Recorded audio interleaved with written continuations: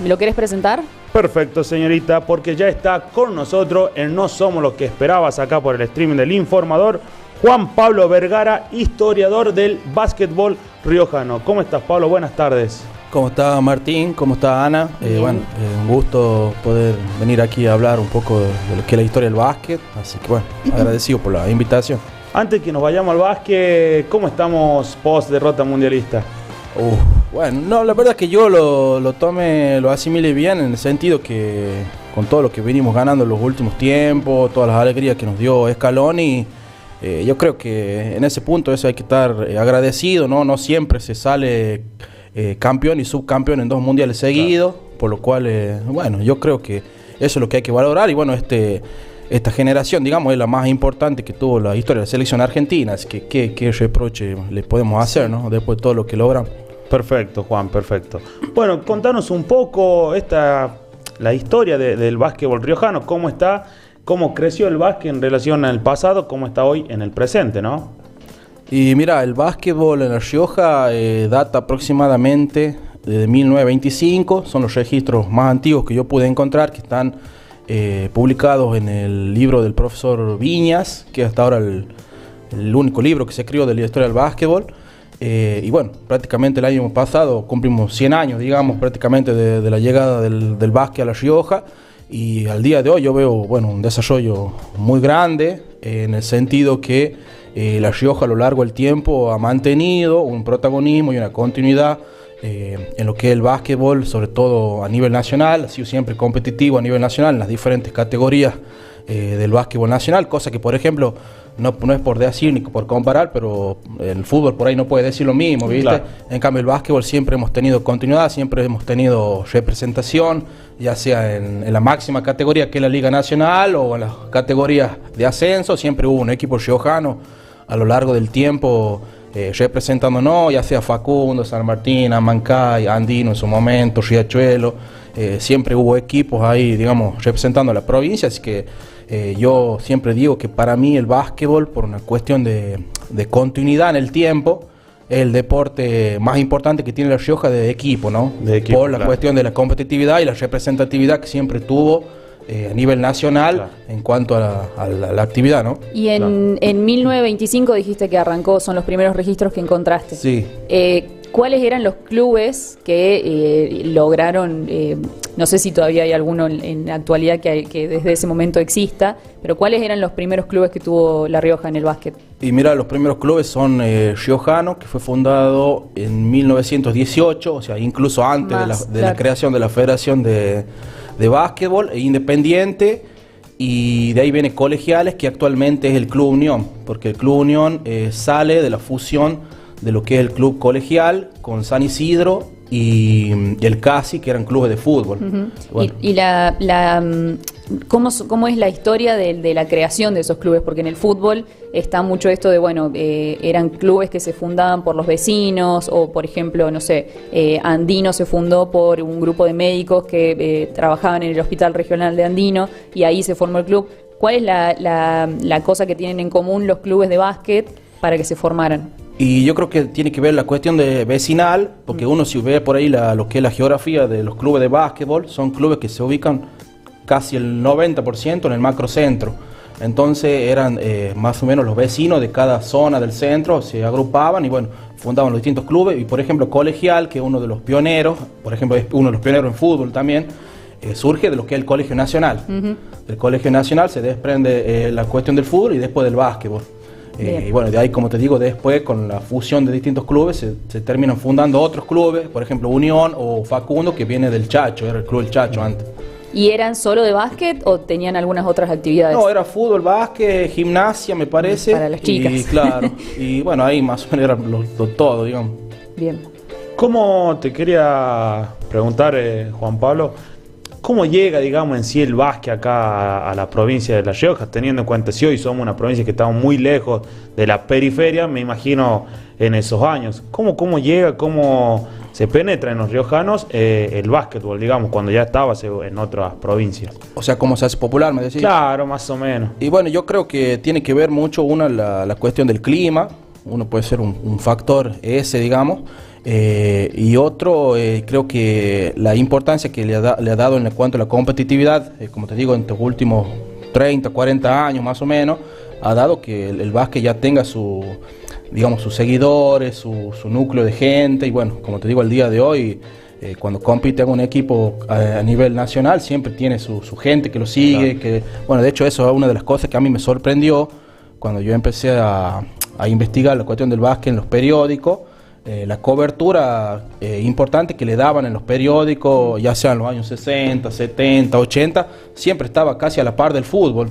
Y eso me llamaba mucho la atención. De hecho, cuando jugaba La Rioja, lo que se llamaba los campeonatos argentinos de provincia, que cada provincia armaba sus selecciones e iba a jugar en determinada provincia. Claro, antes de que sea la liga, digamos. Antes de ser la liga, fue la antecesora de la liga justamente. La cobertura que se le daba, ¿no? La importancia que se le daba en los periódicos, ¿no? Es como decir, claro, La Rioja va a jugar a Formosa el campeonato argentino, y salía toda una cobertura. Todos los medios por atrás, claro, de la selección. El equipo, la foto, claro, quién era el técnico, que le decían en entrevista, y bueno, cómo está preparado el equipo. Más o menos lo que pasó hace poco con Riachuelo, lo contaba en la liga, digamos. Claro, algo así, pero bueno, en este caso era la provincia que salía a jugar, claro, digamos, a otra provincia representándonos, ¿no? Claro. Y eso, bueno, eso me llamaba la atención, porque bueno, yo antes de empezar esta investigación, yo pensaba que el básquetbol se había popularizado con Andino en los años 90, la Liga Nacional, y bueno, cuando fui a los periódicos me di cuenta que no, que ya era muy popular mucho antes, ¿no? Sí. Así que eso fue como una especie de descubrimiento, y bueno, eso me fue sorprendiendo, ¿no? En la investigación, ¿no? Claro. Recién lo nombraste a esto de que creías que el básquet en La Rioja venía de la mano de Andino, y hay mucha gente también que si le preguntas qué es lo que más tiene relacionado con el básquet en La Rioja, se va a la historia de Manu cuando vino a jugar acá Andino. Claro. Pero ¿qué personajes fuera de Manu, incluso mucho antes de él, merecen la pena el reconocimiento de la gente, ya sea entrenador o jugador, que haya sobresalido y quizás la gente no lo tiene en cuenta? Mira, por ejemplo, acá en La Rioja se desconoce mucho que tuvimos un campeón del mundo en 1950, cuando fue celebrado el mundial acá en la Argentina de básquet, el primer mundial de básquet justamente. Un jugador riojano salió campeón del mundo, que era Pedro Bustos, el nombre, que fue un riojano que participó, digamos, en ese plantel y en ese campeonato, fue campeón del mundo. Después él se trasladó a vivir en Córdoba, donde hizo toda su carrera basquetbolística, en Atenas de Córdoba. Pero bueno, es un riojano que, como digo, que fue campeón del mundo, y por ahí mucho se olvida, ¿no? Y si vos decís, por ejemplo, el fútbol no tiene un riojano campeón del mundo. Sin embargo, en el básquet tenemos un riojano que fue campeón del mundo, del único mundial de básquet que tiene la Argentina ganado, claro, porque después tuvimos 2 subcampeonatos, en el 2002 y en el 2019. 2006 semifinales que vamos a jugar. 2006 perdimos con España. 2006. Sí, me acuerdo bien en la escuela. Sí. Y llegamos a la final 2019, que perdemos con España también. Y en el... No hay que nombrar España. Sí, España, la verdad que... Vos sabés que ahora justamente con el tema del partido de fútbol, me acordaba de la final de básquet perdida en el 2019, que fue también una final que no tuvimos en partido nunca. No. Claro, sí me acuerdo que la vi. Horrible, también sí. Que empezó el partido de la Argentina ya lo perdió. Sí, ya lo perdí. Bueno, me pareció a la final de fútbol del otro día. Así que, como te digo, bueno, a él no se lo recuerda tanto. Como te digo, fue un campeón del mundo, un jugador muy importante, muy representativo. Y él jugaba acá en La Rioja en colegiales. ¿Y de entrenadores? Y bien, entrenadores, la carrera, más o menos yo lo que he podido indagar, la carrera de entrenador se fue como desarrollando más con el tiempo. Después de la creación de la liga, y recién se empiezan a crear lo que son las escuelas de técnicos, los cursos de técnicos. Y bueno, La Rioja ha tenido también importantes técnicos que han desarrollado su carrera, principalmente en los clubes locales. Bueno, acá ahí podemos nombrar a Picana Rodríguez, a Mario Guzmán, por ejemplo, que fue un riojano que también se desarrolló en el básquetbol nacional, fue campeón, por ejemplo, de la Liga Nacional en Independiente General Pico, que hasta ahora es el único riojano que ganó la Liga Nacional, o sea, el título de la máxima categoría. Y bueno, otros entrenadores también tuvieron una importante participación, por ejemplo, Carlos Giampieri en los años 80, dirigiendo el Banco Rioja, que jugó en la Liga B, que era la segunda categoría del básquetbol argentino en ese momento. Son más o menos los entrenadores que más han destacado, ¿no? Comparado con lo que con los principios del básquet en La Rioja, ¿hay alguna etapa que haya sido gloriosa o se compara con la de la actualidad? Vienen ahí tranquilas las Mira, dos. a nivel selecciones, yo creo que la mejor época fue finales de los 40, principios de los 50, porque La Rioja en esa etapa, en los campeonatos argentinos, consiguió 2 cuartos lugar y un quinto puesto. Y estamos hablando de una de las provincias, de las 3 provincias menos habitadas del país y una de las 5 o 4 más pobres económicamente. En esa época. Y en esa época ya La Rioja, bueno, tenía un protagonismo ahí en el básquetbol, en los campeonatos de provincia, que jugaban encima de las 24 provincias, y bueno, La Rioja quedaba quinto, cuarto, o sea, lo que era un mérito. Una posición destacada, y bueno, justamente ahí en esas selecciones jugaba Pedro Busto, del que estoy justamente hablando, que ahí justamente lo ven de Córdoba y después lo llevan, ¿no? Y después ya a nivel club, obviamente, la época de Andino, ¿no? La época de Andino, que bueno, fueron 9 años en la Liga Nacional, en la etapa de oro de la Liga Nacional, digamos, donde era estadio lleno, donde se traían los mejores extranjeros por la cuestión del contexto del 1-1. Claro, ahí la mano del León Nagnude, digamos, del entrerriano. Ahí, cuando León Nagnude crea la liga, bueno, el básquetbol se profesionaliza ya a niveles que nunca había estado. Y bueno, fue esa época, como digo, de oro, ¿no? Con estadio lleno, con jugadores de primer nivel. Sí. Y fue la época donde se formaron los jugadores que después fueron los campeones olímpicos, en los 90. ¿Y qué le falta al básquet actual para poder, porque del 40 a ahora pasó un montón de tiempo y no volvieron a resurgir esos clubes a ese nivel? ¿Qué le falta para poder tener más notoriedad? Además de que, como decías, no había tantas provincias involucradas en ese momento y ahora tal vez sí. Y mira, ahora lo que yo estoy viendo, por ejemplo, o que hablo siempre, es que La Rioja nunca perdió continuidad, representatividad a nivel nacional, porque después de Andino tuvimos varios años, por ejemplo, con Facundo, San Martín, no en la Liga Nacional, pero ya en las ligas de ascenso. Y bueno, hace poco tiempo tuvimos 4 años de Liga Nacional con Riachuelo, y hoy en día tenemos a Amancay en la segunda categoría del básquet. Que Riachuelo compitió, ¿no? Se metió en playoff, claro, siempre estuvo ahí. Compitió, por eso te digo, no, cuando uno analiza el proceso largo, digamos, de la historia del básquet de los últimos 60, 70 años, prácticamente no hay muchas lagunas. Claro. Siempre tuvo 1 o 2 equipos ahí en alguna de las 3 categorías de ascenso. Entonces, yo creo que si bien tiene que ver más con el contexto actual de lo que es la Liga Nacional, que bueno, ha perdido un poco popularidad, calidad, que más con el tema puntual de La Rioja. Si bien yo creo que obviamente hay épocas que por ahí La Rioja sacó más jugadores propios que otras, pero eso ya a veces es medio relativo, o es cuestión de camadas que surgen de época, ¿no? Claro, lo que le fue bien a La Rioja en sí, en la época de Riachuelo, a la Liga de Desarrollo, que llegó a una final y varios eran riojanos, digamos, la Liga de Desarrollo, no tanto así en la primera, pero sí en la Liga de Desarrollo, Mateo Corso, bueno, algunos nombres se me están yendo, pero la mayoría del plantel eran riojanos. Sí, Díaz, bueno, al año pasado Fabricio Díaz, bueno, por ejemplo, en la época de Andino jugaba Chuni Cufré, Germán Cuchavega, jugaban también, eran juveniles que estaban en Andino, y por ejemplo ellos jugaban en el torneo local de acá y estaban también en el plantel de la primera. Y obviamente cuando está toda esa estructura, digamos, de un club profesional, ayuda obviamente al desarrollo, ¿no? Ayuda al desarrollo, como vos lo nombrás, en la época esta de Andino, en la época de Riachuelo, obviamente fueron factores que dieron cierto desarrollo, que dieron oportunidad que surjan algunos jugadores, porque obviamente la competitividad se aumenta, los entrenadores que vienen de afuera suman cuestiones distintas, y obviamente eso lleva traen jugadores de afuera. Claro, de afuera no es lo mismo entrenar, por ejemplo, con uno que traen de Estados Unidos que jugar entre nosotros, ponerle el roce, digamos. El roce, la competitividad de entrenar todos los días, y bueno, eso dio también que surjan este tipo de jugadores en determinadas épocas, y bueno, y eso obviamente es lo que yo creo que se tiene que hacer, ¿no? Claro, tiene que seguir ese trabajo. Tiene que hacer. ¿Cómo está actualmente, digamos, el básquet riojano luego de lo que fue la caída, ya sea por economía, todo lo que fue la pérdida de la plaza, ¿no?, de Riachuelo en la Liga Nacional? Y ahora está, creo que está por empezar la 4ª temporada Amancay. Amancay está por jugar su 4ª temporada en Liga Argentina, que es la segunda categoría de básquetbol argentino, que es una liga muy competitiva, ¿no?, muy fuerte.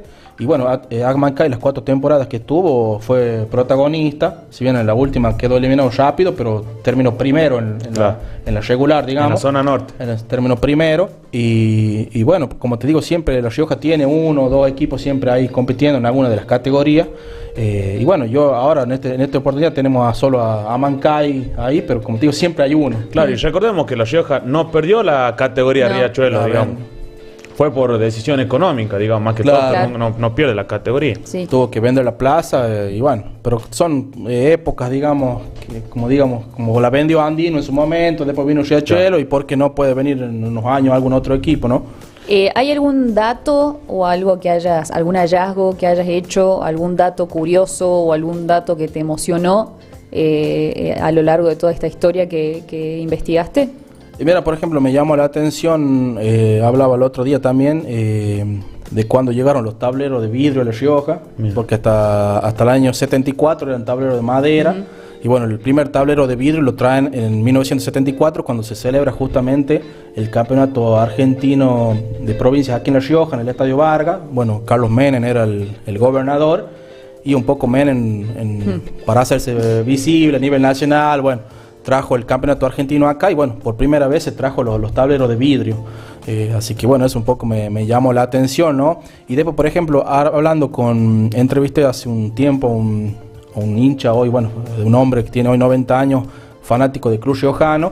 Él me contaba que, por ejemplo, en los años 50 el club riojano todavía tenía piso de tierra y los tableros de madera, y que él vivió ese proceso, digamos, en que pusieron por primera vez las baldosas para jugar. Claro. Sí. Entonces, Una novedad en su momento. Imagínate, como te digo, en los 70 fue el tablero de vidrio, en los 50 Claro. era En otra provincia piso. tenían parque, por ejemplo. Claro, y bueno, por ahí uno cuando va viendo la historia, uno da por hecho algunas cosas, como Sí. que, no, los clubes y siempre estuve, no, y fue un proceso de que se fueron desarrollando hasta llegar a hoy en día. Yo creo que prácticamente hoy todos los clubes tienen parque, Sí. prácticamente, creo que Bueno, son uno o dos, no más que no tienen. El Club Güemes creo que sigue estando en el mismo lugar de siempre y todavía no tienen techado toda la cancha, me parece. Claro, creo que es el Club Güemes y el Club Amancay, me parece que son los únicos dos que no tienen ni techo ni el piso del parque. Claro. Pero ya creo que todos tienen, bueno, Claro, Banco Riojano, Rioja, Facundo. Bueno, Facundo Riojano, una de las mejores canchas de acá de la provincia, ¿no? Independiente tiene, Banco tiene ya,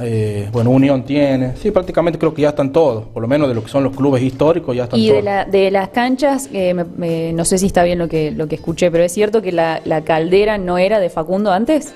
No, siempre fue de Facundo, pero en los años 80, cuando estuvo Banco Rioja jugando la Liga B, jugó de local ahí.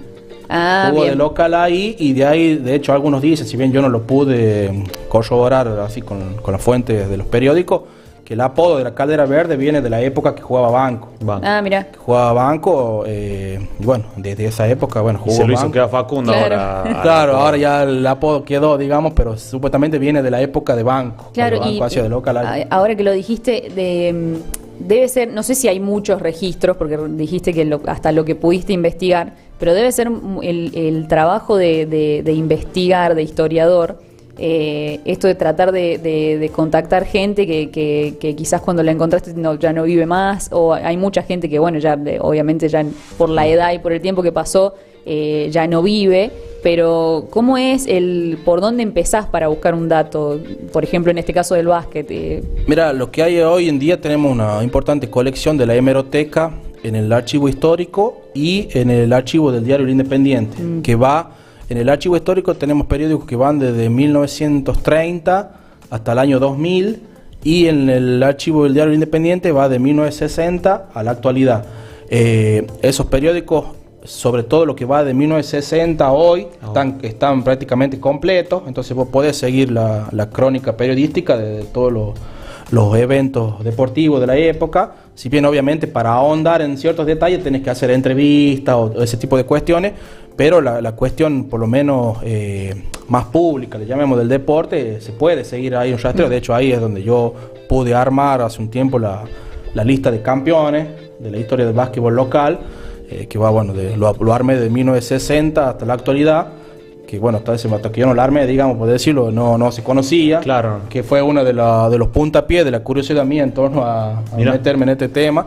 Y después hiciste un favor a la historia del básquet. Claro, bueno, yo estaba, porque encima yo trabajo en el archivo histórico y estaba ahí, bueno, yo jugué al básquet cuando era adolescente, era niño, digamos, y siempre por ahí tenía esas dudas, esas preguntas, ¿quién será el club que tiene más títulos o ese tipo de cosas?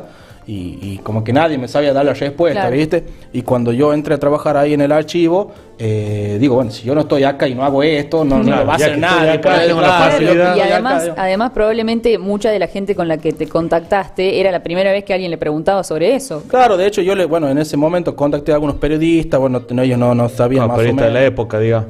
Claro, no periodistas actuales, ¿viste? Porque a lo mejor, digo, debe estar en algún lado. Claro, no sé, qué sé alguien yo. lo tiene que tener. Alguien lo puede tener, la misma federación o alguien. Bueno, contacté obviamente a exjugadores, bueno, como Picana Rodríguez, Carlos Jean-Pierre, que son personas que tienen muchos años en el ambiente del básquet.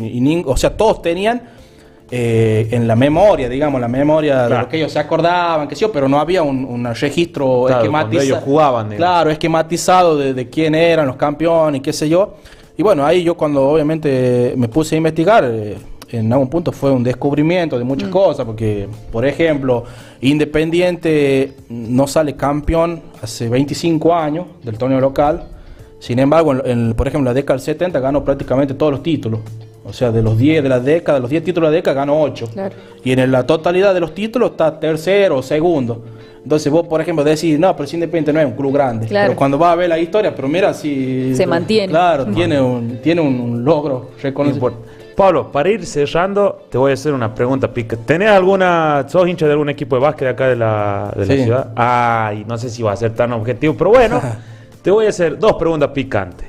Sí. Una, para vos, ¿quién es el más grande de la provincia en club de básquet? Puedes elegir 2 si quieres, te doy para que elijas 2. Y la otra, una pregunta que no tiene nada que ver con la provincia, pero sí con el país y que también está en discusión. Para vos, ¿cuál fue el jugador? Para vos, ¿cuál es el ídolo nacional? Y te pongo 2, que Ginóbili o Escola, porque está esa disputa en el básquetbol. Yo me voy por Escola, no falto nunca un mundial, no puse excusa nunca una muñeca rota. Pero bueno, y esa, como vos sabés más de básquet de acá local, para vos, ¿cuáles son los 2 clubes más grandes de la provincia? Yo creo que los 2 más grandes son Facundo y está muy parejo ahí los 2. Mira. Bueno, pues te diría que Riojano, porque es el club más, como digamos, pionero en cuanto a la cantidad de títulos, en cuanto a la cantera que tiene. Creo que el segundo. Pasa que sacó más jugadores, digamos. Más jugadores, bueno, tiene una representatividad también importante siempre a lo largo del tiempo y bueno, creo que son los 2 más importantes. Y bueno, Facundo obviamente por la cantidad de títulos, o sea, en la lista que yo pude armar, por ejemplo, tiene 21 títulos Facundo, y el segundo es Independiente, que tiene 13. Claro. O sea, y hay una diferencia, claro, digamos, entre los 2. Bueno, ahí entre los 2 también se repartieron todos esos títulos, digamos. Claro, y bueno, el Riojano tiene 12, y bueno, Amancay lo acaba de alcanzar ahora a Independiente. ¿Con el bicampeonato? Claro, con 13. Pero Amancay ganó, ponerle 8 títulos seguidos estos últimos años. Lo que, bueno, lo colocó ahí ahora. Claro. Estamos hablando como de un grande de esta época. De esta época, un Manchester City. Un Manchester City, claro. Pongamos, una España de selección. Claro. ¿Y de los líderes? Entre Escola y Yo con Escola. Y mira, yo también creo que me gusta más Escola por lo que vos decís en el término de que siempre vino a jugar a la selección. De hecho, lo tuvimos acá en el Superdome. Claro, sí. Se vino de China a jugar acá. Jugó el último mundial. Claro, jugó todos los mundiales. Aparte, el tipo siempre tiene por ahí conceptos en cuanto a la disciplina, a cómo poder progresar. O sea, si vos me decís, yo me siento más como identificado, digamos, con Escola, que es un tipo así como muy trabajador, que con Ginóbili, que obviamente yo creo que obviamente Ginóbili es el mejor jugador argentino de todos los tiempos, pero el mejor jugador de la historia de la selección es Escola. Claro. Y hay una teoría que de hecho la dice el mismo Escola, de que él era el capitán del equipo, pero el líder era Ginóbili. Era como que no hubo nunca eso que todo el mundo esperaba de celos o de combate o de pelea entre ellos, porque cada uno tenía muy bien definido cuál era su rol en la cancha y con sus compañeros. Uno era el capitán del equipo, que a veces no necesariamente el capitán es el que lleva la batuta, y Ginóbili era como el espíritu del equipo. Sí, no, es que yo creo que Escola se ganó ese lugar, como dice ahí Martín, porque él siempre vino, nunca renunció, fue a todos los mundiales, a todos los olímpicos, a las eliminatorias, y bueno, yo creo que obviamente, por más que el otro sea Ginóbili, bueno, pero este tipo tuvo siempre. Claro, que no tenía drama de ir a jugar en la Quiaca, de ir a jugar y después tomarse y ir a jugar en los Houston. Porque él tuvo la seguridad de saber ocupar el lugar que tenía, porque se lo merecía, no por otra cosa. No, pero aparte estaba en la posición Escola de decir, bueno, este torneo si quiero no voy, y iba siempre, ¿me entendés? Entonces eso yo creo que lo lo colocan. En el último tiempo hasta venía con los hijos. Acá vino con los hijos, con la Vino mujer. con los hijos y terminó jugando hasta los 41 años. Sí, Sí. sí. ¿Entendés? Cuando ya prácticamente toda la generación, toda en realidad, Sí. toda la generación de ahora ya se había retirado, él siguió jugando hasta los 41 años, de hecho, porque él quería ser como una especie de guía de los jugadores que venían atrás, ¿no? Creo que el último que se retiró ahora fue Delfino. Delfín. Claro, Estaba. Delfino se retiró, pero no jugó el Mundial del 2019. No. O sea, el que se Claro, mantuvo en la Escola- selección fue Escola. Claro, se dio el gusto de jugar con la Provítola, con Sí, Gabriel, con sí. Campazo. Con digo. Campazzo. Y ellos también se dieron el gusto con Claro, él. sí, por eso te digo, él como que quiso hacer escuela, llamemos a las nuevas generaciones, y bueno, se fue en el Juego Olímpico ese. Antes de despedirte, yo te quiero hacer la última pregunta por mi parte también. Y volviendo a la historia del básquet riojano, si tuvieras que elegir o si pudieras elegir un momento histórico del básquet riojano donde te gustaría haber estado, ¿cuál sería? Y mira, me hubiera gustado estar en la época que justamente jugó Ginóbili, porque si bien yo tenía 6 años, no recuerdo prácticamente nada, me hubiera gustado vivirlo por ahí un poco más consciente, más... Un adolescente. Claro, saber que lo que era lo que estaba viendo, digamos, Claro, porque yo sí. recuerdo que iba a la cancha, no recuerdo bien ni qué época era, y bueno, eso, que me acuerdo que se llenaba y todo, pero no, era un niño que estaba viendo Claro. algo que no entendía nada, digamos. No sos como un adolescente que Claro, va a hinchar. claro, alentar. o sea, encima de adolescente, cuando es la época que son más fanáticos, ponele. Sí. Claro, cuando sos niño vas a la cancha, pero no, qué sé yo, ves 2 minutos y ya te pones a Claro, jugar. Ya, claro, te aburrís. yo nací en 1990, o sea, poner en el 96 que Andino salió tercero, esa campaña que es la mejor campaña de Andino en la Liga Nacional, tenía 6 años. Claro. Claro, Entonces no no recuerdo prácticamente nada, me hubiera gustado vivir un poco esa época más consciente. Para el final, ¿tenés contacto con otros historiadores de otras provincias? No, pues de historiadores no, o sea, tengo contacto con historiadores de acá de la provincia, pero ninguno se dedica a la historia del deporte, Claro. digamos. Bueno, de hecho yo no me dedicaba a esto de la historia del deporte hace 2 años más o menos que me empecé a dedicar, porque antes estaba más metido en lo que era la historia política, de la cuestión del Chacho Peñalosa, Facundo, siglo XIX. Pero siempre estaba esa espina del deporte, porque mis primeras lecturas y mis primeros intereses siempre fueron en términos deportivos, porque bueno, de chico coleccionaba la revista El Gráfico, qué sé yo. Entonces fue como volver a algo que había tenido de más joven, digamos, volver a esto del deporte. Entonces, Saldar la cuenta pendiente. Sí, saldar la cuenta pendiente, y de hecho, o sea, siento como que me resulta más fácil, en el sentido, porque bueno, si lo mamaste de chico, ponele... se te resulta más fácil, entonces digo, si esto me resulta más fácil, aparte me gusta, me tengo que volcar a esto Claro. y no estar con lo otro. Entonces fue volver a eso, ¿no? Bueno, Juan Pablo, te agradecemos mucho por la visita. Nos enteramos de cosas que no sabíamos. Que no Creo que le sabíamos, es pasa a verdad. todo el mundo cuando habla con vos, que no hay cosas que le sorprenden. ¿Alguna red social donde la gente pueda seguir viendo lo que haces? Mira, yo en mi Facebook personal, digamos, con mi nombre, estoy subiendo fotografía y bueno, una que otra nota de vez en cuando de la cuestión del básquetbol. No hice ningún tipo de página todavía, porque como que esto se me fue dando Sí. naturalmente sin saberlo, y en un momento como que ya, no sé, como que en algún punto llamó la atención, pero bueno, creo que en algún momento voy a tener que hacer algún Sí, tipo de página claro. o una cuestión así. Pero no, hasta el momento estoy subiendo fotos o algunos tipos de notas ahí en mi Facebook personal. Así que bueno, ahí... Es así con tu nombre, Juan Sí, Pablo. con mi nombre, sí. Bueno, entonces invitamos a la gente a que vaya y chusme y Sí. no se quede con lo que escuchó acá nada más. Te agradecemos mucho por haber venido. No, gracias por la invitación. Nos vamos a una pausa cortita y seguimos con más No Somos Lo que Esperabas.